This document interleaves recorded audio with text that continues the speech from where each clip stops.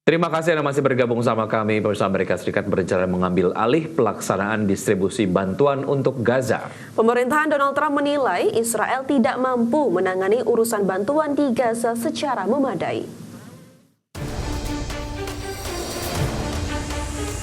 Pejabat Amerika Serikat menyebut pemerintah Donald Trump berencana untuk mengambil alih pelaksanaan operasi bantuan kemanusiaan di Gaza. Hal itu karena Presiden Donald Trump menilai Israel tidak mampu menangani urusan pemberian bantuan di Gaza secara memadai. Sebuah laporan menyebut usai pertemuan antara Donald Trump dengan utusan khusus Amerika Serikat untuk Timur Tengah Steve Witkoff, terungkap bahwa pemerintah Amerika Serikat akan mengambil alih pelaksanaan pemberian bantuan di Gaza. Dan Presiden Donald Trump dikabarkan kecewa dengan Israel. Laporan tersebut juga menambahkan sejumlah pejabat di pemerintahan Trump mulai khawatir atas kabar bahwa Perdana Menteri Israel Benjamin Netanyahu ingin memperluas perang dan merebut jalur Gaza sepenuhnya. Rencana tersebut memicu kekhawatiran Trump akan kelaparan di Gaza yang kian parah dan terjadi pada anak-anak warga Gaza. Dalam pengambil alihan pasukan bantuan ke Gaza, negara-negara kawasan Teluk seperti Qatar dikabarkan akan menyumbang dana operasional bantuan. Laporan Amerika Serikat juga menyebut Yordania dan Mesir juga berpeluang untuk berpartisipasi. Berbagai sumber IDX Channel.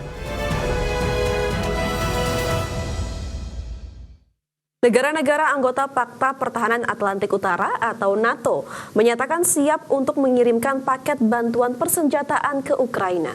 Sebagai bagian dari senjata tersebut dipasok dari Amerika Serikat. Pakta Pertahanan Atlantik Utara atau NATO mulai mengkoordinasi pengiriman bantuan senjata untuk Ukraina dalam menghadapi serangan Rusia. Adapun sebagian besar senjata tersebut akan dibeli dari perusahaan-perusahaan di Amerika Serikat. Pemerintah Belanda adalah yang pertama kali mengumumkan akan mengirimkan paket bantuan militer. Dalam hal ini, Belanda mengirimkan sistem pertahanan udara, amunisi, dan sejumlah peralatan militer lain yang dibutuhkan Ukraina selain 500 juta euro. Kemudian Swedia akan mengirimkan paket bantuan peralatan militer senilai 275 juta dolar Amerika bersama sejumlah negara Nordik lain, seperti Denmark dan Norwegia. Swedia menyumbang sistem pertahanan udara, senjata anti-tank, amunisi, dan suku cadang senilai 500 juta dolar Amerika. Tidak hanya Belanda, Swedia, dan sejumlah negara Nordik yang mengirimkan bantuan persenjataan bagi Ukraina. Pemerintah Jerman juga telah menyatakan akan mengirimkan bantuan bagi Ukraina. Berbagai sumber, IDX Channel.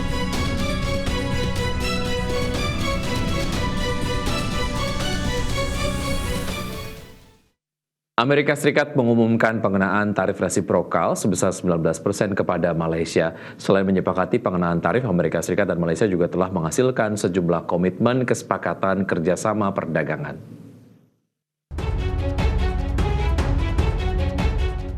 Amerika Serikat mengumumkan bahwa akan mengenakan tarif resiprokal sebesar 19% terhadap Malaysia.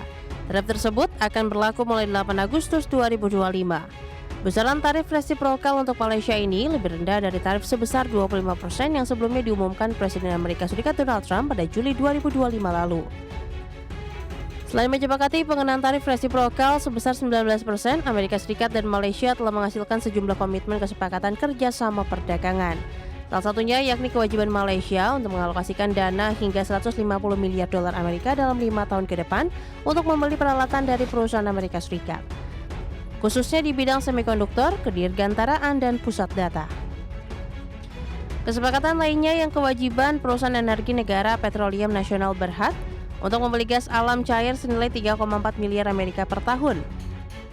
Selain itu, Malaysia juga akan berinvestasi lintas batas senilai 70 miliar dolar Amerika di Amerika Serikat selama 5 tahun ke depan guna mengatasi ketidakseimbangan perdagangan antar kedua negara.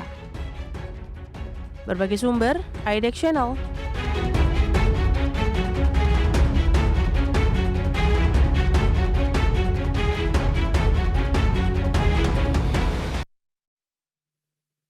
Pemirsa, Presiden Donald Trump akan mengenakan tarif masuk baru. Ya, tarif masuk terbaru tersebut untuk produk semikonduktor dan chip. Rencana kebijakan ini mengemuka di tengah lonjakan permintaan global terhadap produk semikonduktor dan microchip. Presiden Amerika Serikat Donald Trump menyatakan akan segera mengumumkan rencana pengenaan tarif baru terhadap produk semikonduktor dan chip. Pengenaan tarif tersebut menurut rencana akan dimulai pada pekan depan. Namun demikian, Trump belum merinci terkait besaran tarif dan negara mana saja yang akan terkena pemberlakuan tarif masuk semikonduktor ke Amerika Serikat. Trump hanya menyebut pengumuman resmi akan dirilis dalam sepekan ke depan. Rencana kebijakan ini mengemuka di tengah lonjakan permintaan global terhadap produk semikonduktor dan microchip yang kini menjadi komponen vital di hampir semua sektor ekonomi, terutama industri teknologi yang berkaitan dengan kecerdasan buatan. Adapun saat ini sebagian besar semikonduktor canggih dunia diproduksi di Taiwan melalui perusahaan raksasa TSMC, di mana perusahaan ini merupakan pemasok utama bagi perusahaan teknologi raksasa seperti Apple, Nvidia, Qualcomm, dan AMD. Berbagai sumber, IDEX Channel.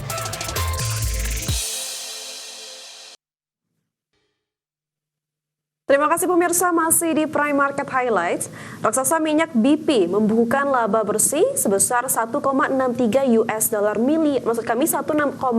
miliar US dollar pada kuartal 2 2025. Lonjakan kinerja ini berbalik dari kerugian tahun lalu didukung penemuan cadangan migas besar di Brazil.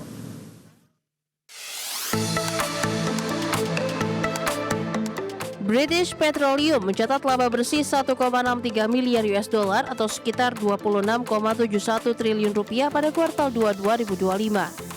Capaian ini membalikan kerugian bersih 129 juta US dollar yang diderita pada periode yang sama tahun lalu.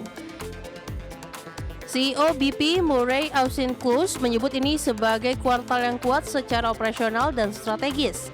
Perusahaan juga mengumumkan menemukan cadangan minyak dan gas terbesar dalam 25 tahun terakhir di lepas pantai Brazil. Langkah ini sejalan dengan perubahan strategi bisnis BP sejak Februari yang kembali fokus pada migas ketimbang energi bersih. Namun harga energi global masih tertekan akibat kebijakan tarif Amerika Serikat dan rencana OPEC Plus meningkatkan produksi.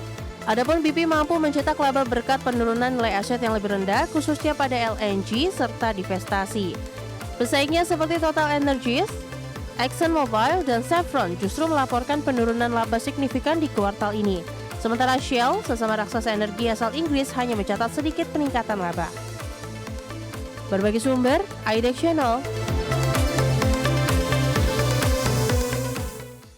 Di tengah ketidakpastian ekonomi global, dua raksasa otomotif Jepang, Toyota dan Honda, diprediksi mengalami penurunan laba signifikan pada tahun fiskal 2025 dan 2026. Ya, kondisi ini menjadi perhatian industri otomotif dunia, mengingat kedua perusahaan menghadapi tantangan eksternal seperti tarif impor Amerika Serikat dan penguatan mata uang yen.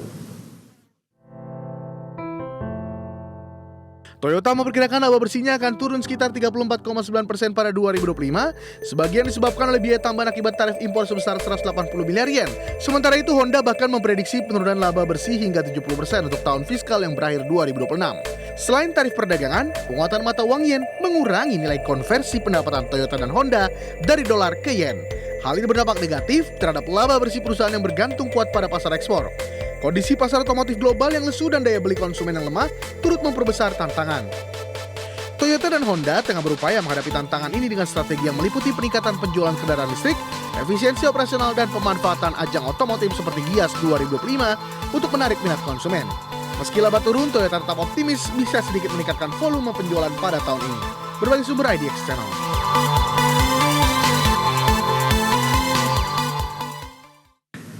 Pemirsa tetap bersama kami, saja kami akan segera kembali.